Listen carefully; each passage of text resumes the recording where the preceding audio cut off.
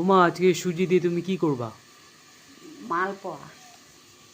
সুজির মালপোয়া বানাবা? হ্যাঁ।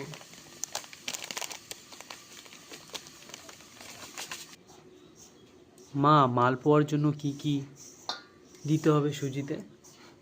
চালের আটা দিতে হবে, চিনি দিতে হবে, জল দিতে হবে। জল দিয়ে এভাবে মাখতে হবে।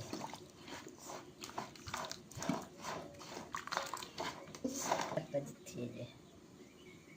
তো চালের আটা দিল, আবার একটু জল দিল, জল দিয়ে তো এখন চিনি দিচ্ছে, চিনি দিয়ে আবার সুজিটাকে মাখবে।